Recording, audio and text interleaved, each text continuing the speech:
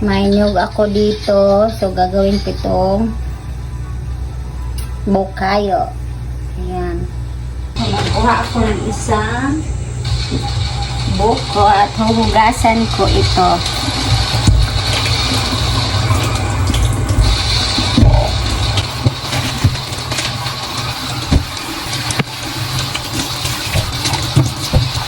Magawa tayo ng ano? Yung tawag ngayon? Bukayo. Bukayo para bukayo. Loading kasi. Ayan.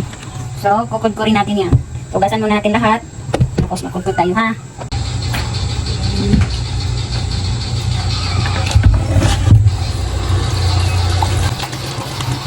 Tapos natin hugasan. Tapos natin hugasan. Makudkud na tayo. Magawa tayo na.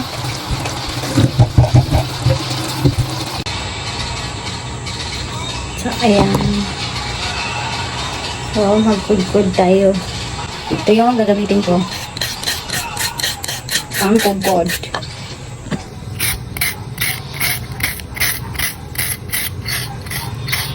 Mahirap mag-video na walang mahawak.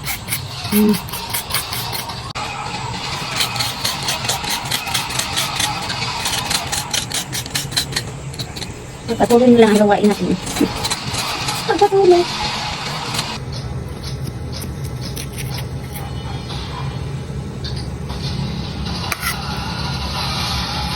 So, tapos na ako magkudkod ng buko.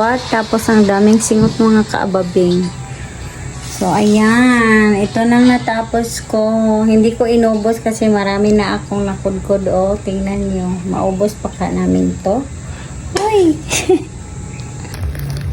Tubig sa butong, 1/2. Tapos, asukar. Yan. Estimate lang yan mga kaababing. Yan, buko. So, magluto na tayo. So, mag-start na tayo magluto.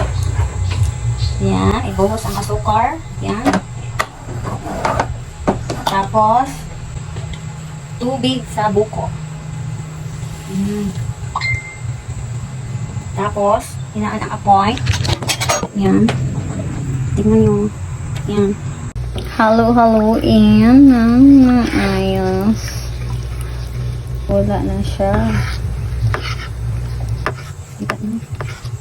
So, ilagay na natin ang buko.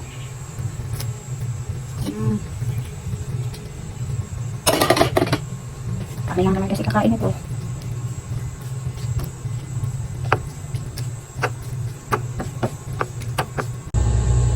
Halo-haloin.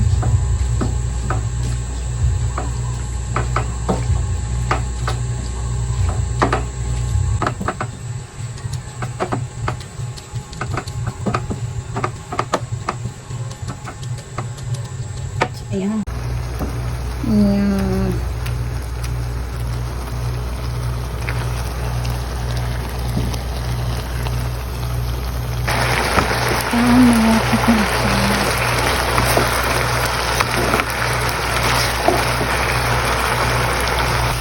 At ayan na siya.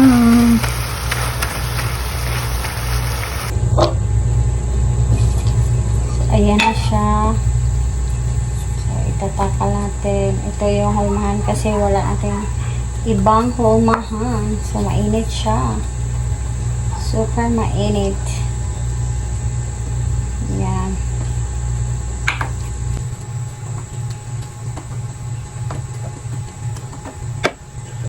So, yan. Ilalagay natin dyan.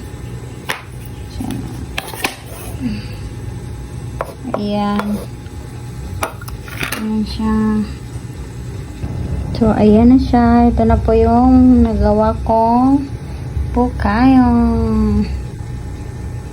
So, papalamigin muna natin yan. A few moments later mga kaababing, akong gibuhat nga bukayo mga kaababing kay nibalhin siya og Tupperware. So, unsaon man nato ni mga kaababing nga naingani man gyud ni siya, wala man gyud siya na sticky. So ato ra siyang kaunon mga kaababing, unya lami ra man gihapon siya mga kaababing, makaton sila gihapon.